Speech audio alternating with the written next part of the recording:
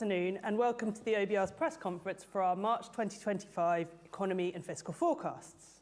I'm Laura Gardner, Acting Chief of Staff, and I'll be chairing today's event.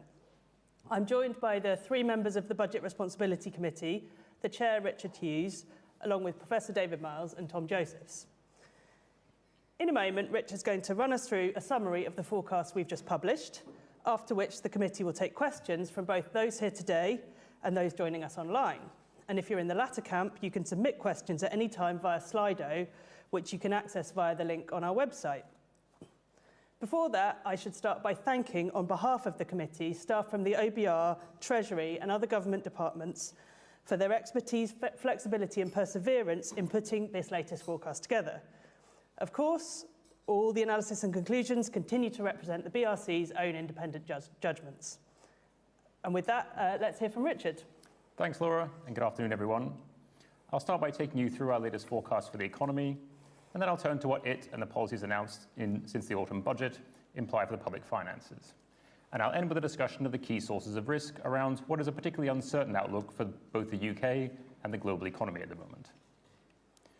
Both the global and domestic backdrop for this spring statement are more challenging than at the time of the previous forecast back in October.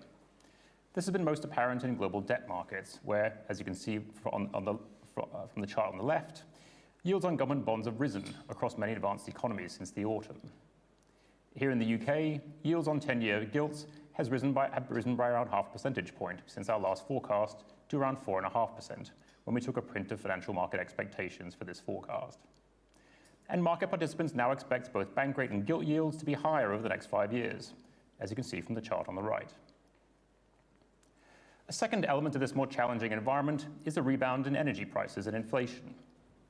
On the back of a colder than expected winter, European wholesale gas prices are now expected to start rising again to a peak of around 130 pence per therm, over 30% higher than assumed in our October forecast. The resulting increase in the off-gen price cap, alongside higher prices for food and other regulated utilities, are collectively expected to push monthly CPI inflation up from 3% in January to 3.8% in the middle of this year. But we expect inflation to fall back to target from 2026 onwards as gas prices decline and greater spare capacity in the economy helps to reduce domestic inflationary pressures. A third element of this more challenging context has been the UK's disappointing GDP performance in recent months. After what looked like strong growth in the first half of last year, UK domestic output stagnated over the second half of 2024, coming in around 0.2 percentage points below our forecast for the year as a whole. And historical revisions to ONS data suggested that more of that relatively meagre output growth we've seen since the pandemic has come from exceptionally strong growth in the size of the workforce, and less had come from growth in output per hour worked. Indeed, the latest ONS data imply that labour productivity actually fell by around 1% over the course of last year. In addition to these developments in outturn data, forward-looking indicators of business and consumer confidence also trended down in recent months. Reflecting this lack of momentum and waning domestic confidence, alongside rises in interest rate expectations and gas prices, we halved our forecast for real GDP growth this year from 2% to 1%. We then expect output growth to gather pace to average 1.75% over the remainder of the forecast as interest rates and gas prices fall, the household saving rate falls back towards historical averages, and slack in the economy is taken up. But this still leaves overall growth in output between 2023 and 2029 around half a percentage point lower than we forecast back in October, and the level of trend productivity over 1% lower by the end of the forecast. Let me now turn to what these and other economic developments imply for the public finances relative to our October forecast. Before accounting for the effects of policy, a shortfall in tax receipts, especially in corporation and self-assessed taxes, shown in the yellow bars, adds £6 billion to borrowing this year, but only £2 billion by 2029-30, as higher nominal earnings growth boosts income tax and NICS receipts. Higher gilt yields and inflation push up debt interest costs across the forecast, and by £10 billion in the final year, as shown by the blue bars. And, as shown by the grey bars, forecast changes increase other spending by £4 billion next year, mainly reflecting higher capital spending by local authorities and public corporations, but only add £1 billion to borrowing in the fifth year.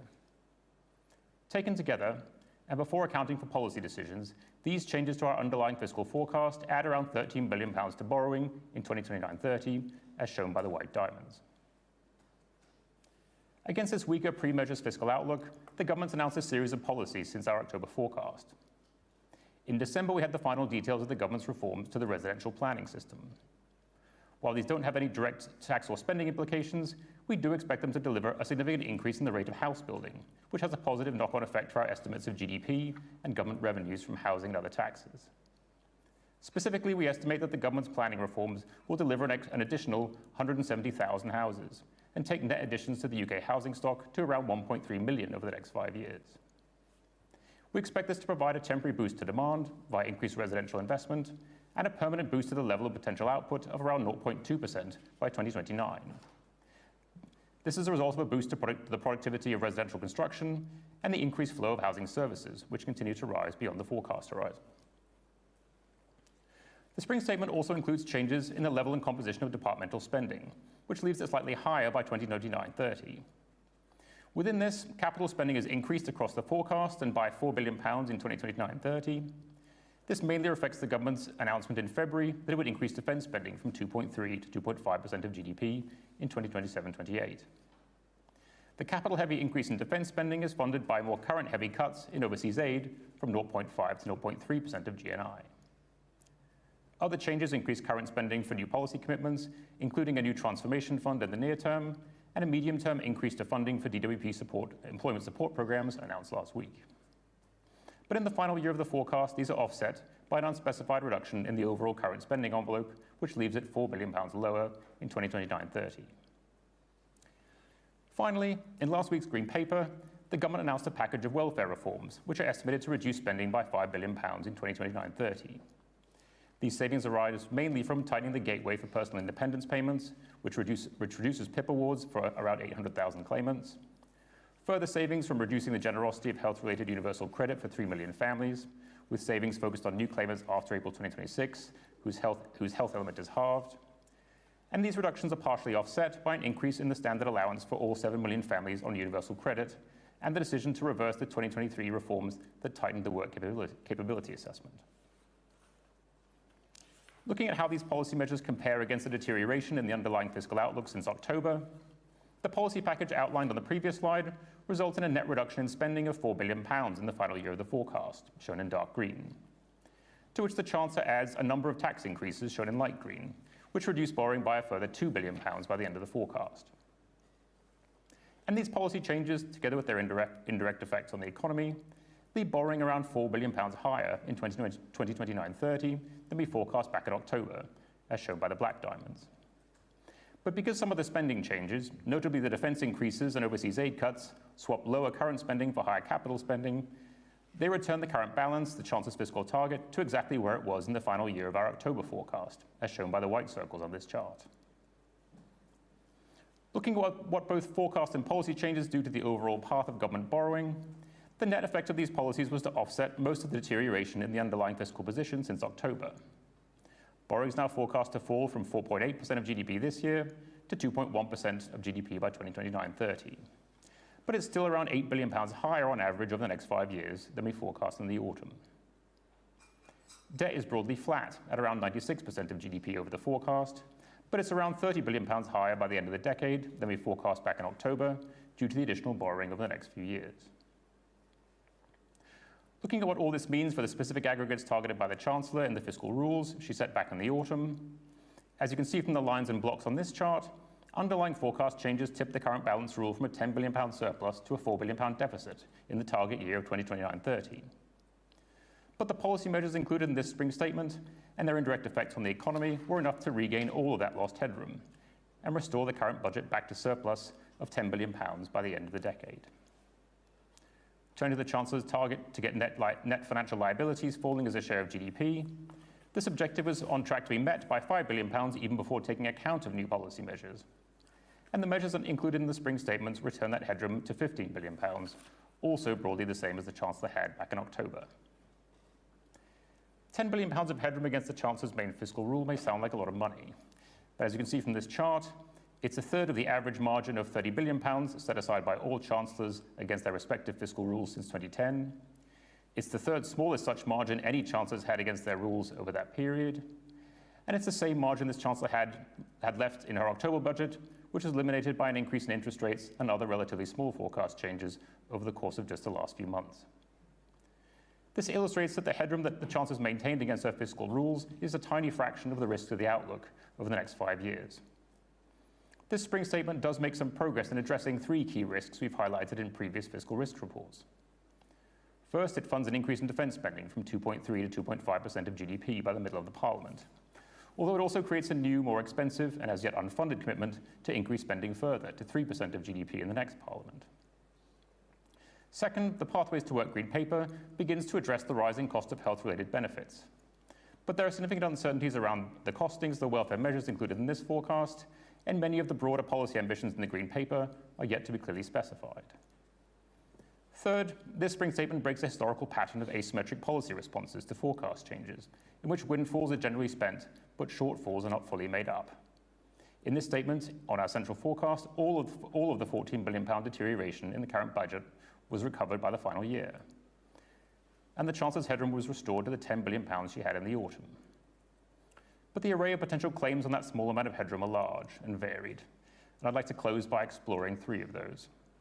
Uncertainty around the UK's recent productivity performance, continued volatility in interest rates across advanced economies, and escalating global trade restrictions. One of the single greatest risks to the fiscal outlook arises out of the difficulty in interpreting what the most recent combination of population, employment, and GDP data implies for the future productivity of the UK economy. Our central forecast assumes that the fall in recorded output per hour worked that the UK has seemingly experienced over the last 2 years represents a mix of permanent structural weakness, temporary cyclical factors, and measurement challenges. And underlying productivity growth picks up from the 0.3% this year to 1.25% by the end of the decade, around halfway between its pre- and post-financial crisis averages. But this still leaves the level of productivity at the forecast horizon over 1% lower than in October. In this EFO, we also consider a downside scenario in which this very poor recent underlying productivity growth persists into the future and remains at just 0.3% per year over the remainder of the forecast. In this scenario, the current budget would end the decade in deficit by around 1.4% of GDP, and the Chancellor would miss her fiscal target by £48 billion. We also consider the implications of an upside scenario, in which all of the current observed weakness in productivity is cyclical, and output per hour returns to the same level we forecast back in October by the end of the decade. In this scenario, the current budget would be in surplus by around 1% of GDP, and the Chancellor would overachieve her fiscal rules by around £33 billion. A second key source of risk to the fiscal outlook is continued volatility in global interest rates.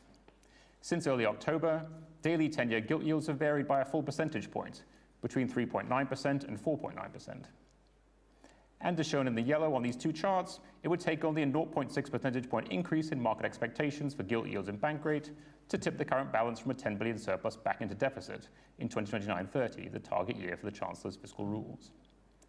And with UK gilt yields being highly sensitive to developments in global bond markets and continued uncertainty about the direction of fiscal policy in both the US and the Eurozone, even more extreme scenarios for interest rates will be plausible. A final source of risk to our forecast is the outlook for global trade policy. Our central forecast for the global economy is based on the IMF's January World Economic Outlook, which does not include any effects from the higher tariffs introduced by the new Trump administration in the US, or the retaliatory tariffs imposed by other countries. However, we do explore the implications of an escalating trade war between the US and its trading partners for the UK economic and fiscal prospects. The object of these trade scenarios is not to estimate the precise impact of what continues to be a rapidly changing trade policy landscape. Rather, is to illustrate the potential orders of magnitude associated with different levels of escalation in global trade policy restrictions. In a first scenario, shown in yellow, we look at the implications of the US imposing a 20 percentage point increase in tariffs on all goods imported from Mexico, Canada, and China, with all 3 of these countries retaliating in kind. In this scenario, the lasting effects on the UK's output and public finances are limited, though we do face some near-term reduction in GDP as a result of higher uncertainty and reduced demand for our exports from other countries directly affected by the tariffs.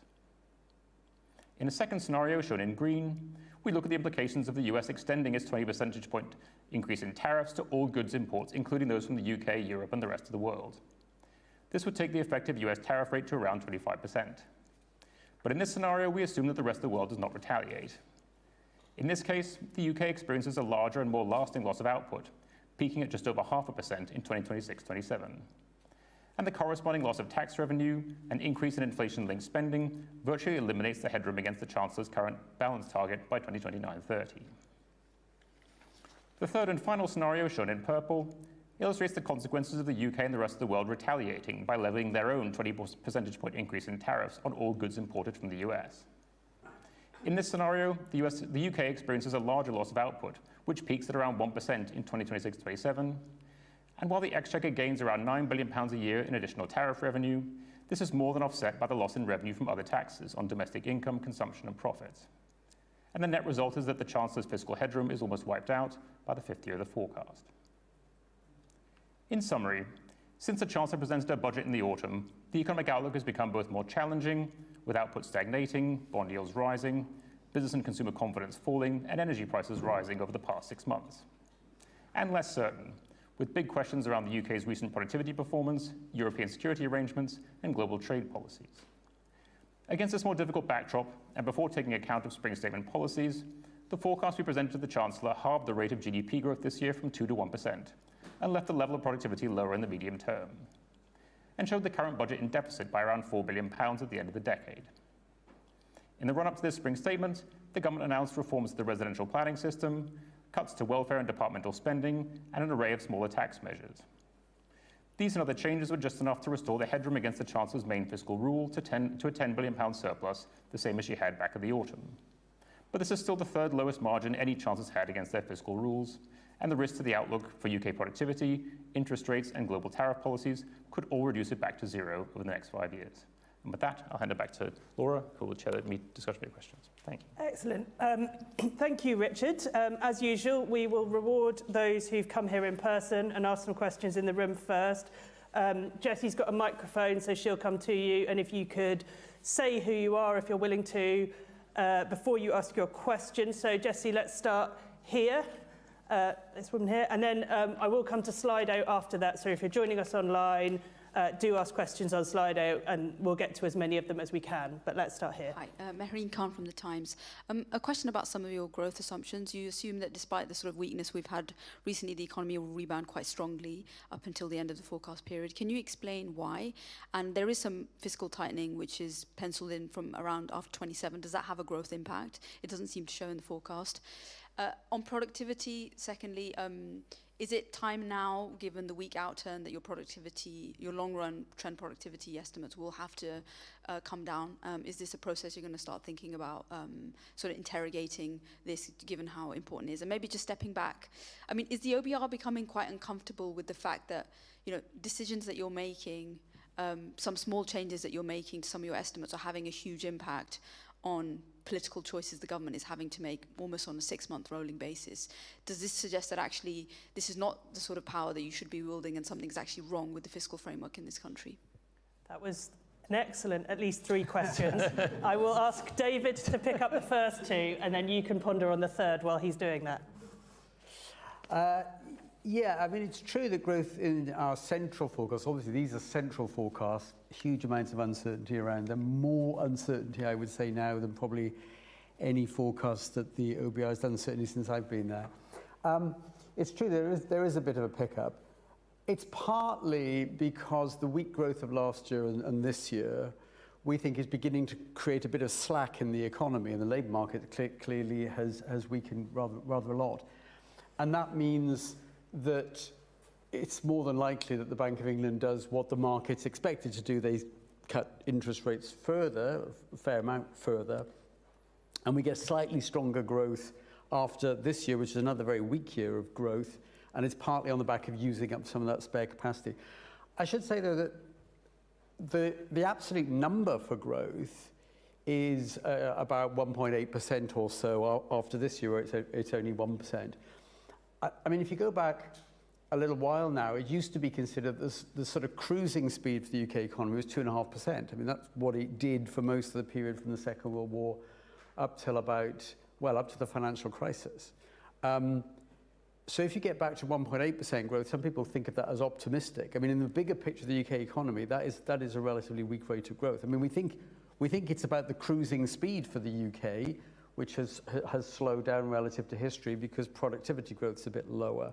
But that's the story of the forecast in a sense. Some of the things that are holding back growth this year, a bit of a pickup in inflation, interest rates have gone up relative to where we thought in October. I mean, those things begin to unwind somewhat a little way down the road.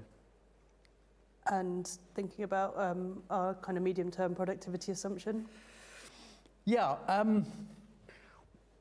Well, it's kind of halfway between what I'd call the dismal last decade or so and the 50 years before that. So before you get to the financial crisis, and since the end of the Second World War up until 2008, 2009, productivity in the UK grew by about 2% a year. So people thought that was normal. And then we had the financial crisis, and then much later, of course, COVID and Russian invasion of Ukraine, huge increase in energy prices. Over that more recent period, it's been like 0.5%.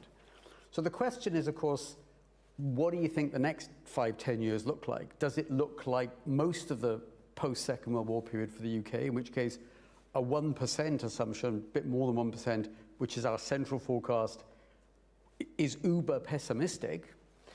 Or do you think that the next 5-10 years looks like the dismal last 10 or 15 years, in which case our central forecast looks pretty optimistic? So it's partly a question of, well, what period in history do you think will be most like the next 5 to 10 years? And I think the honest answer to that is that economists have got no better insight into that than political scientists or historians or most people. And so what we do is we pretty much split the difference between the miserable last 10 years and the 40 years before that, roughly speaking. That gets you to a little bit north of 1% for productivity. Thanks, David. And Richard, are you uncomfortable about changes to the estimates given the tight numbers inherent in bits of our forecast? I guess on the broader question about the powers the OBR has, the powers that we have are the same ones we've had for the last 15 years, which are the ones given to us by Parliament, which are to produce a central forecast, to assess the costing of government policies, and to assess whether the government's on track to meet the fiscal rules that it sets for itself. Chancellors set their own fiscal rules. If they want to break them, they can. If they want to change them, they can. The task they give to us is to assess whether they're still on track to meet them once we take account of their policies. The chancellors set their own policies as well. So all of those levers are very much in the hands of the chancellor of the day. And one of the reasons why policy has ended up being very responsive to changes in our forecasts is because recently, as you saw in the graphs, chancellors leave themselves tiny amounts of headroom these days against their fiscal forecasts. And so what you saw in this forecast, I think, has been emblematic of what you've seen in recent forecasts, which is very small changes in a fiscal forecast over a 5-year period. We're forecasting £1.5 trillion worth of revenue, £1.5 trillion worth of spending. What you saw here was a swing in the difference between the two of 14 billion. That is tiny by comparison to the totals that we are forecasting. Unfortunately, chancellors have left themselves tiny margins for manoeuvre against their fiscal rules, which means if they want to stick to them, they have to adjust policy in light of what are relatively small forecast changes, given that we're looking 5 years ahead in the space of lots and lots of uncertainty. So I think the sensitivity of policy to our forecast is not driven by our forecast, it's driven by the fact that chancellors tend to not achieve their fiscal rules by very much of a margin. Thank you. Question at the front. Thank you. Iron also from the Telegraph. I was hoping to ask how much of the growth downgrade comes from Rachel Reeves' own tax policy and potentially sort of talking down growth, and how much of it is, I guess, global factors or what she could blame on external factors. And could I also ask, as you mentioned, the headroom looks very small compared to sort of previous years. What are the chances that she'll have to come back in autumn and raise taxes?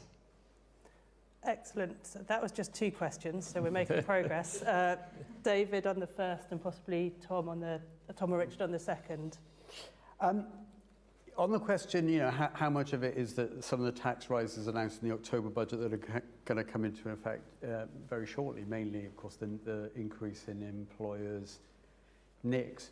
I don't think we've changed our estimate of what effect that has. And in the October economic and fiscal outlook, we gave an assessment there, which was negative. It does something to employment. It knocks a bit off productive potential in the economy.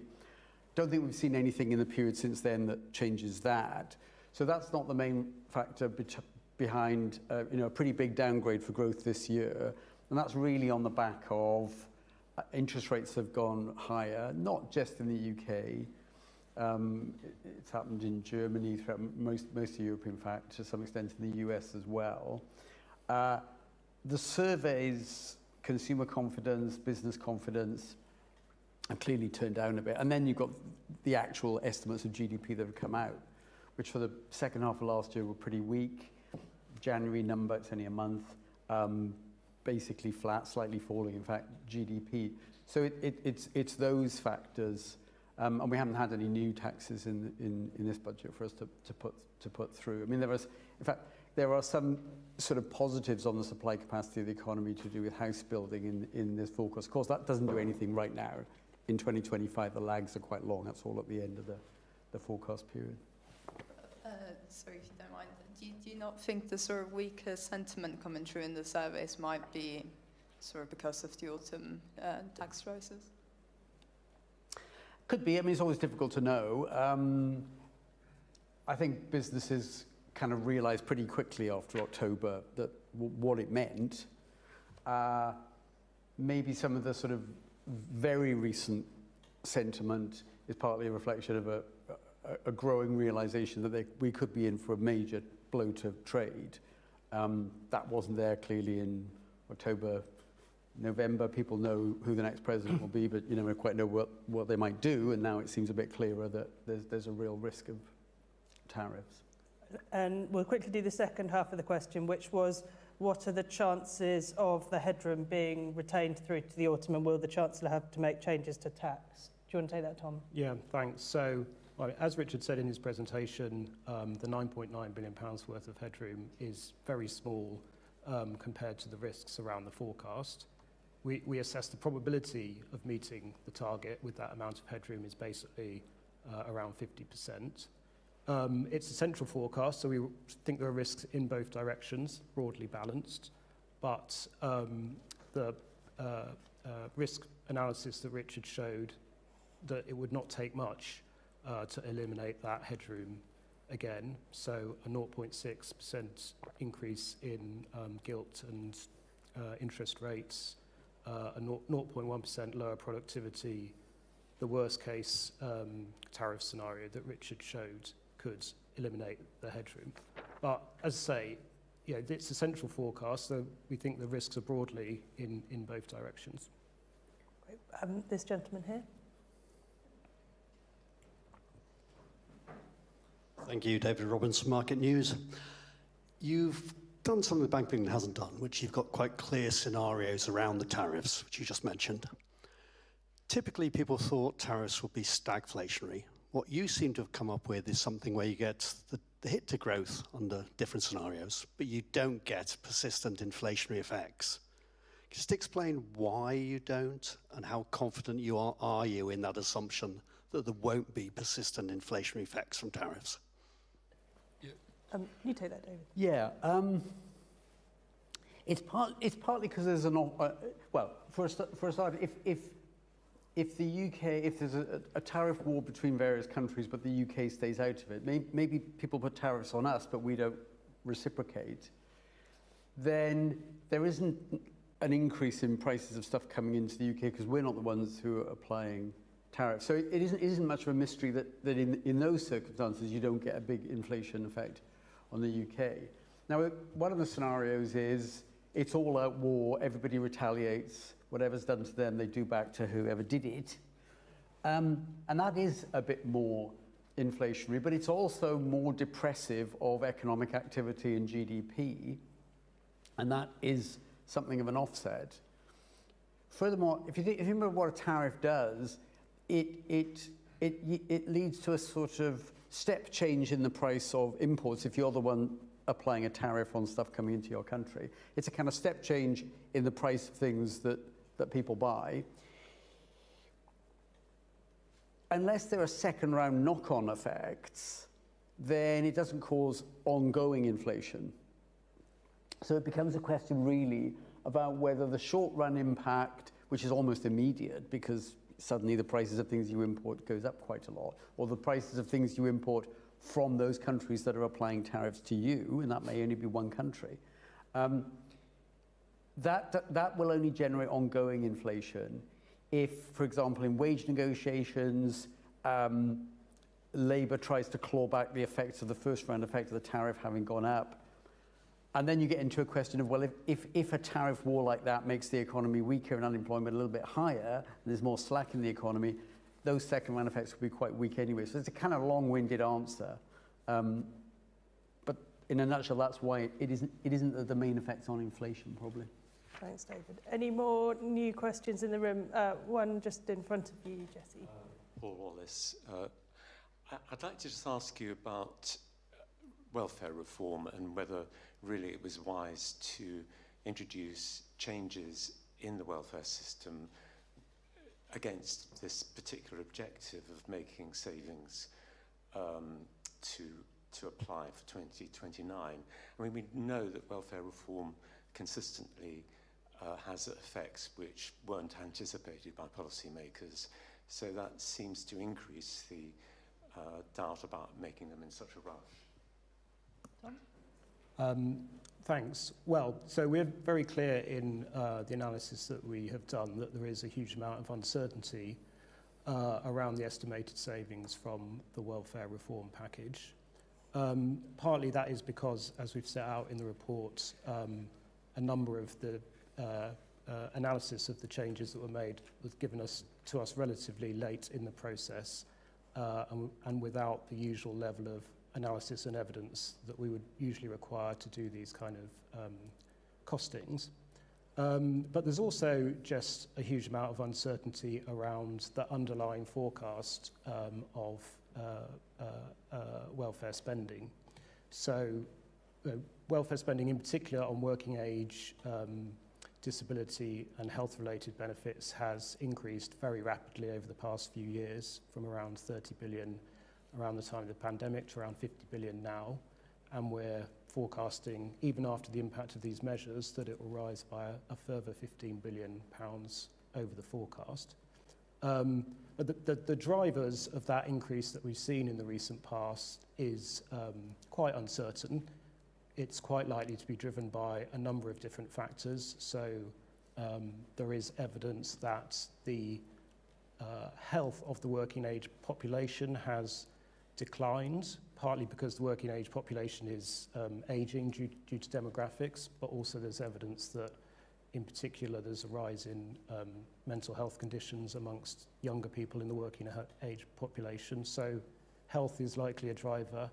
It's also likely the case that there are economic factors driving that increase. So in particular, huge cost of living pressures that we've seen over the past few years, likely to increase financial incentive for people to claim health-related benefits which have a higher reward than non-health related benefits. And then also it's quite likely that there's just been quite a lot of change in the structure and operation of the benefit system over that period, which is also likely to have driven some of this change. So that means that the forecast is obviously uncertain, and the evolution of the economy and these kind of health trends, as well as policy, are likely to have a big impact on the actual evolution of spending over the next few years. Thanks, Tom. We're going to take some questions from Slido because there's lots on there. I'll come back to the room for a second round in a bit, so you're allowed to go again if you've thought of another one. But some questions online, probably going to come to you first on a couple about the Employment Rights Bill and Make Work Pay, David. Sue Chan asks, you've understandably not costed the impact of the Employment Rights Bill, but you say that regulations that affect flexibility will likely have material and probably negative economic impacts on employment prices and productivity. Please elaborate. And Mauricio Alensar at CTM similarly asks, the ABR did not make an analysis of the government's plan to make work pay. When will the ABR make this assessment of policies in the bill? So a couple of similar questions there for you, David.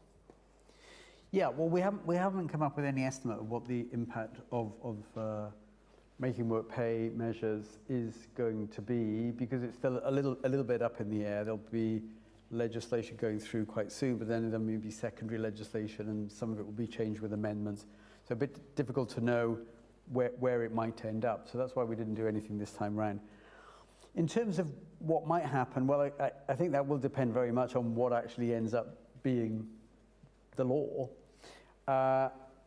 Things which reduce the flexibility of employment contracts from the point of view of the employer, in many cases might have a mild impact, but when they do have an impact, I mean, it's probably negative to some extent. So altering, for example, the ability of employers to ask people to be flexible with the hours that they work and saying that there are much less flexibility, it's hard to see that as anything other than possibly a mild negative on employment.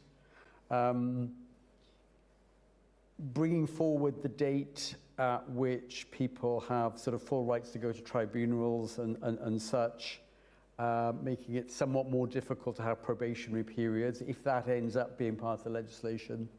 Again, might have limited effect on most employers, but there will be some where the effect, if anything, will be somewhat negative. So too early to try and quantify any of that, but probably on balance, the risks are that it's slightly negative for employment. Thanks, David. This one is a question for you, I think, Tom. Peter Ward asks, what are you forecasting for reductions in tax receipts as a result of the hundreds or thousands of the top 1% of taxpayers who provide around 30% of income tax receipts exiting the UK for other more tax-friendly jurisdictions? Thanks.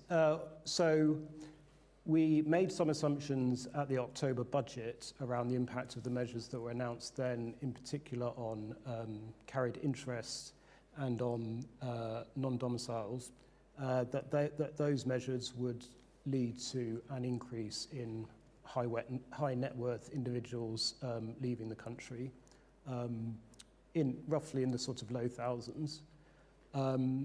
We've not updated that assumption at this event, and we haven't seen any sort of strong evidence since October that would have led us to do that.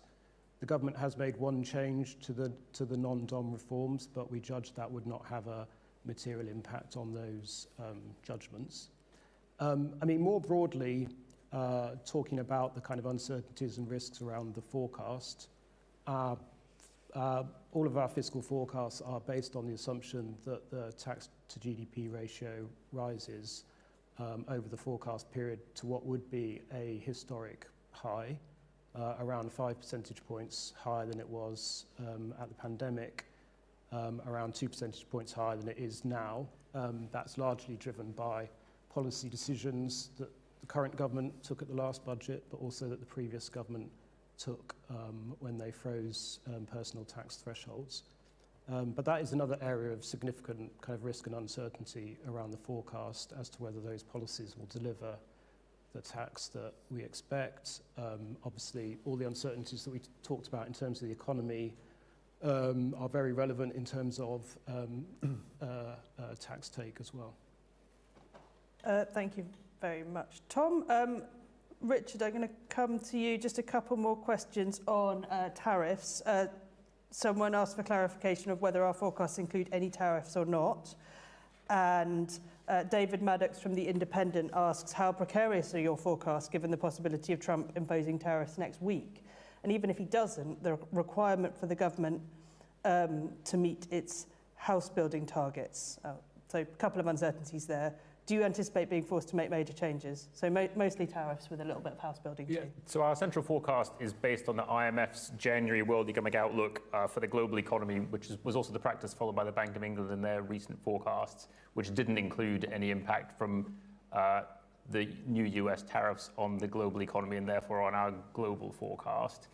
As you saw in the presentation, the impact of the additional tariffs that have been imposed so far on Mexico, Canada and China are relatively limited for the UK in the medium term, but scenarios where the US imposes much more significant tariffs on the rest of the world, on Europe, on the UK, do have material impacts on our growth forecast up to 1% in next year at the peak, and can have quite big fiscal effects. So I would say our forecast is very sensitive to what US tariff policy turns out to be, which we will find out more about in the coming days.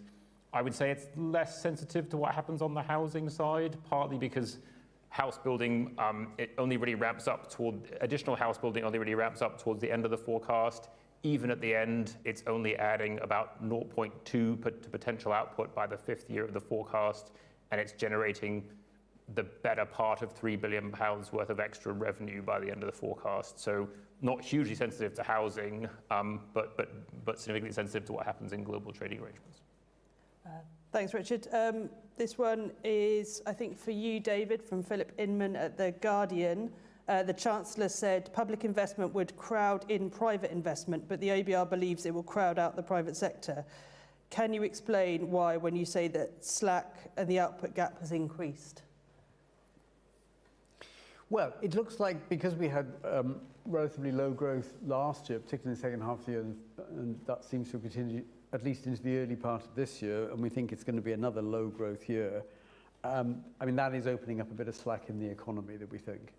And you sort of see signs of it in the labour market with vacancies have come down really quite sharply recently, and firms' hiring intentions seem to have slackened off. So that's pretty clear evidence, I think, that there is opening up a bit of slack in the UK economy.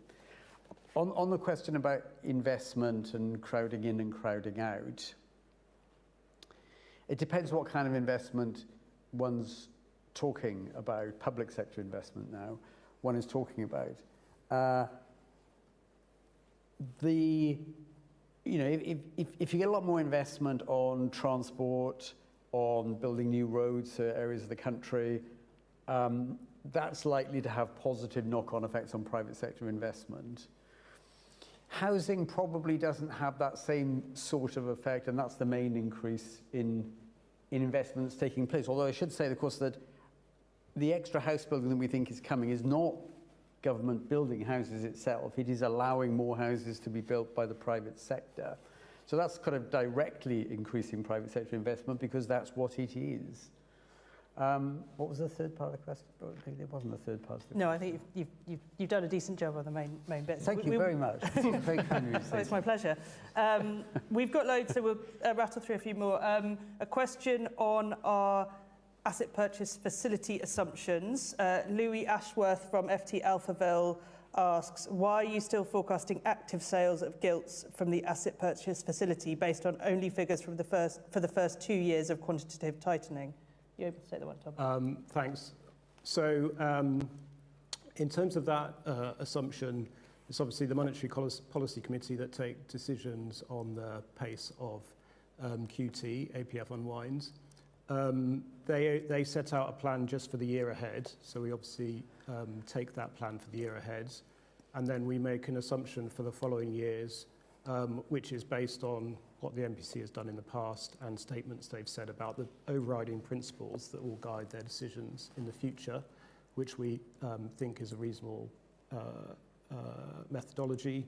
I mean, it is an area like everything else in the forecast that we kind of review and look at each time. I think one thing to be clear on is the impact that this has on the Chancellor's chances of meeting her fiscal targets, which has changed over the last year or so, given the Chancellor's new fiscal rules and the fact that the current budget deficit is now the binding constraint. And therefore, the element of APF losses that feed into the current budget is the interest losses only, rather than the losses that are made on sales of gilts. So it is the case now that a faster pace of APF unwinds will actually reduce the impact of the APF on the current budget. So a faster rate of APF unwind would actually make it easier for the Chancellor to hit her target rather than more difficult. Thank you. Do we have anyone in the room? Okay, good. We'll take these two and then a final couple from Slido starting here. Just back to tariffs. So in the scenario where everyone is retaliating, and the UK does retaliate, the UK manages to get some fiscal claws back, some revenues, but it doesn't necessarily seem to make the growth or the inflation impact worse, which would suggest that a UK retaliating in a world where everyone is retaliating is actually, could be fiscally a little bit more beneficial and not have that much side effects. Am I making the correct assumption? And then just on a couple of things, defence spending. You've sort of forecasted a 3% scenario, how much it would in terms of borrowing. What would the growth impact of that be? Could it be enough to offset some of the other fiscal consolidation in other parts? And then just finally on the government's promise to deregulate, it doesn't really feature much in the EFO. Is that because you just don't know what deregulation looks like, that you just aren't able to put any sort of numbers on it? Or is that because deregulation in and of itself is not going to be materially impactful for the public finances? Excellent. Another great trio. Richard, why don't you have a go at all three? We've got tariffs and retaliation, growth impacts of defence spending, and what we think about deregulation. So on tariffs, in a nutshell, the revenue benefits that you might get from retaliating are offset by the hit that you get from being caught up in the trade war. And also, by putting tariffs on imports, you are, as David was pointing out, raising your price level, putting up inflation. The government has got lots of inflation-linked expenditure, including the triple lock on pensions, including index-linked debt.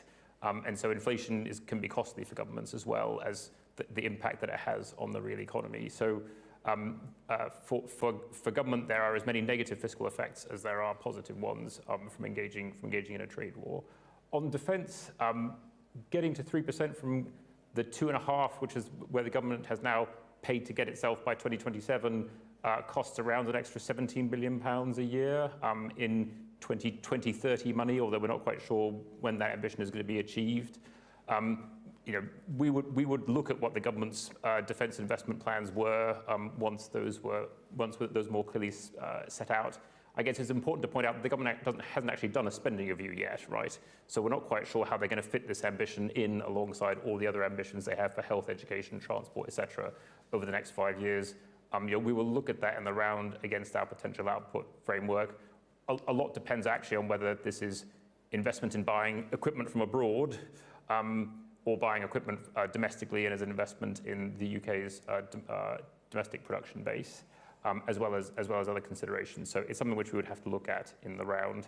And then just on kind of wider deregulatory ambitions, we tend to not, until they're clearly specified as a set of policies that we can actually look at, take much note of those kind of ambitions in our forecast. Where like the defence ambition, there's a clear number but not a deadline, we can put a sort of number on it. I think just saying we're going to vaguely deregulate the economy is kind of hard to make sense of from our perspective. Thanks, Richard. And here at the front.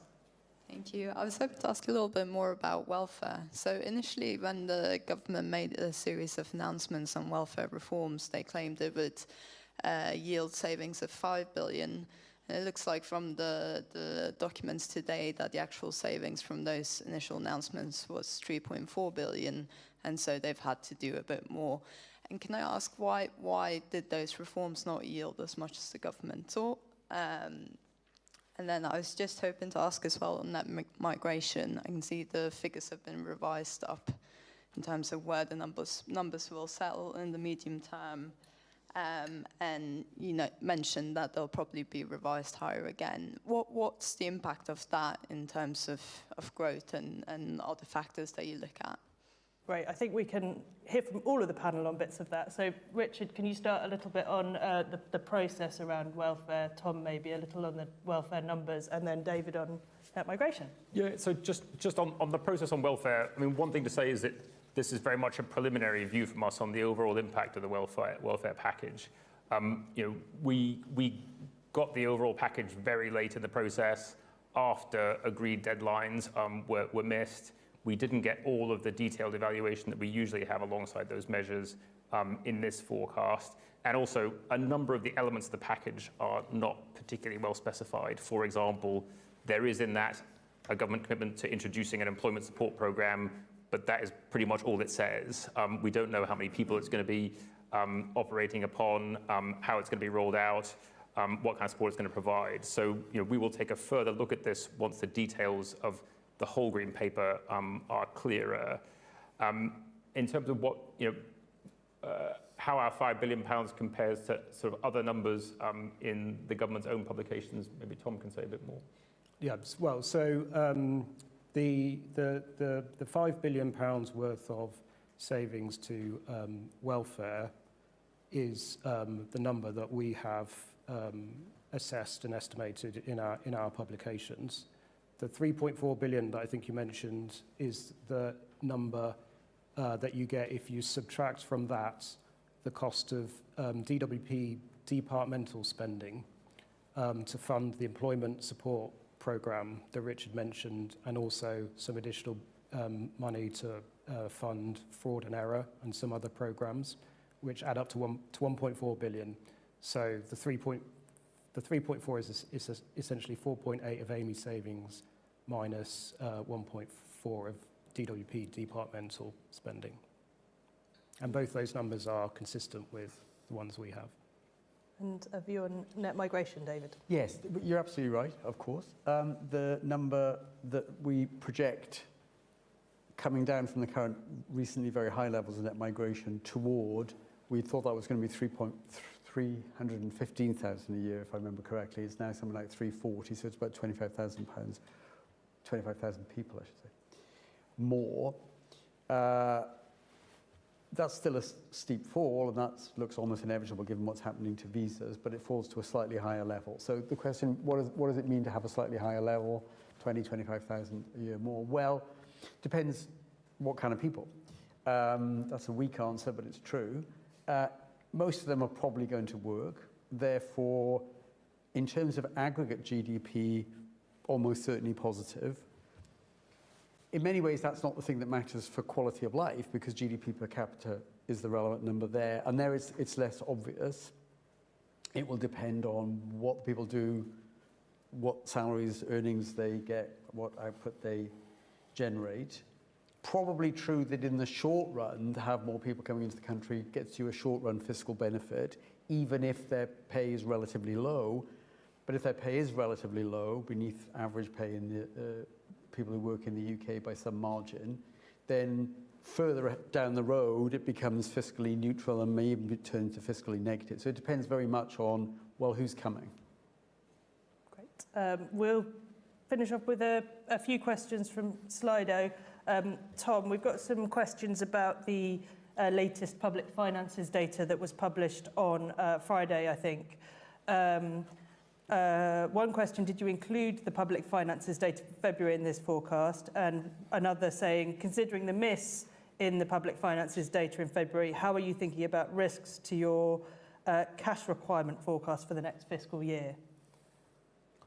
So quickly, we incorporated all of the information from the January ONS release, and quite a large proportion of the information from the February release, but not the full release itself. And therefore, most of the news in there was incorporated in our forecast. I mean, it's always also important to say that there's always a lot of month-to-month movement in those numbers. A lot of revisions take place after the initial month, and a lot of volatility, in particular in public spending and local authority components of those releases. So it's wise not to put too much weight on any individual month. Thank you. Richard, a question on departmental spending. The OBR stated unprotected departments spending will need to be reduced by 0.8% in real terms by 2027-28.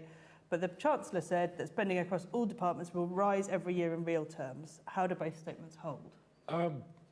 So both the statements true. The Chancellor's statement was about the overall growth in the spending envelope, which does grow by about 1.2% beyond next financial year, so over the next spending review period, over which they're now concluding the spending review process. So overall spending is growing by about 1.2. Within that, if you take a sort of reasonable view of what based on historical precedent, health has got, you meet the defence commitment, you meet pressures in schools and elsewhere. What that leaves for the so-called unprotected departments would be, based on our estimates, real cuts in their budgets year on year of around 0.8. So the Chancellor's statement was about the overall envelope for spending, but within that, once you take account of pressures on some pretty big ticket items like the NHS, that does leave real cuts for some other departments. I should say that 0.8 is less than what the real squeeze was in our last forecast, and that's partly because there's been this swap between current spending for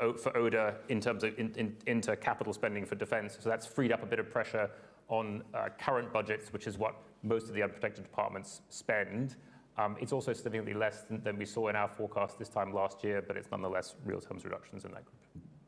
And because that was succinct, I'm afraid get another question. A bonus question from Bertie, who says you have assumed fuel duty, a fuel duty increase will be actioned again versus the political choice of not increasing. You say it's 3.8 billion of revenue, which eats again into the headroom by about a third. Why do you keep doing this? We do it because that's what the law says we have to do, which is take stated government policy and put it into our forecast.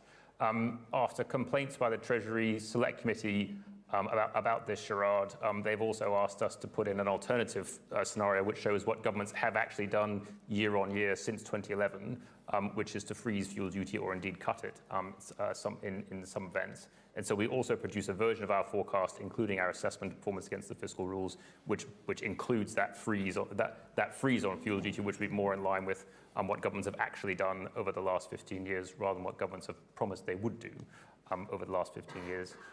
Even in that scenario, the Chancellor's still got some headroom left because she's left herself £10 billion, but it is a significant knock to that. Thank you. We've got quite a few questions on real household disposable income, David. There's a big upgrade to our HDI in 2024. Is that where the growth comes from? John Paul Ford Rogers asks, the Chancellor boasts of higher living standards, but they only go up after the tax threshold freeze ends. How likely is that to happen? And does that mean an RHDI recovery is less certain? Philip Inman at The Guardian asks, there is a significant increase in per capita incomes next year. Can you explain what lies behind that? So I think that's a few questions in and around per capita GDP and RHDI. Okay, quickly. The main boost to real household disposable income in the short run, it comes from the fact that wage settlements are running quite a long way ahead of inflation at the moment. I mean, we think that's going to slow down. It's somewhat transitory, but while it lasts, it's the main driver of higher real household disposable income, because not surprisingly, for most households, nearly all of their income comes from employment, and wage settlements have been running at 5-6% or so, and inflation's now dipped under 3%. Further down the road, we think wage settlement is going to come down to barely exceed the rate of inflation, and that slows down the rate of growth of real household disposable income. Over the 5 years as a whole of our forecast period, there's some growth in real household disposable income, but frankly, it's at a pretty low rate relative to the longer run history of the UK. I mean, it's something like 0.5% a year. Again, I'm making the past sound like a wonderful place, but in the old days, one got used to productivity being around about 2% real a year, and so people's real income was going up. Most people's real income was going up by about 2% a year. So 0.5% a year for 5 years would be a really period of very low growth in real household disposable income. Great. My watch hasn't ticked over yet, so Richard, a final question for you. It's a good one to end on. In a £2.5 trillion economy, why is headroom of £9 billion so low? Any project manager would have a risk pot of around 5 to 10%. You've listed many risks. Are we going to see them scored in future? So what we always do around our central forecast is show where the risks lie. We try and take a central path through that risky world, but I think it's fair to say that the UK has experienced a lot of shocks over the recent past, and the bigger the shocks have got, the lower the headroom that chancellors have left themselves, which is clearly something which goes against one's expectations. I think one of the challenges chancellors have faced in trying to rebuild headroom in the current environment is the fact that we have a very high stock of debt and interest rates have been rising as these shocks have hit the UK economy. And that just means that the first claim on public resources is always servicing the debt. And that has become more and more expensive over time. And that's eaten into the fiscal space that chancellors otherwise have to make difficult fiscal choices. And you probably saw in that chart that I showed earlier that there was suddenly a step down in the level of headroom that chancellors retained against their fiscal rules around the sort of early 2020s. And that was the point when interest rates really started going up, from less than 1% up to where they are now, around between 4.5% and 5%. And that has really eaten into the sort of spare resources available to chancellors, and an awful lot of the difficult fiscal decisions they've had to make in the recent past has been in response to the fact that servicing the very large stock of debt that we now have as a country has become a lot more expensive, and they've got to find some resources to enable them to do that. That's one of the reasons why taxes have gone up, and it's one of the reasons why they're having to make these reductions in spending. Thank you. That definitely is all we've got time for. So apologies as always to those whose questions we didn't get to. Do follow up with us if you'd like answers or further information. And I'll just finish by saying thanks to everybody for joining us today, and we look forward to seeing you at our next event following the publication of our Fiscal Risks and Sustainability Report in the summer.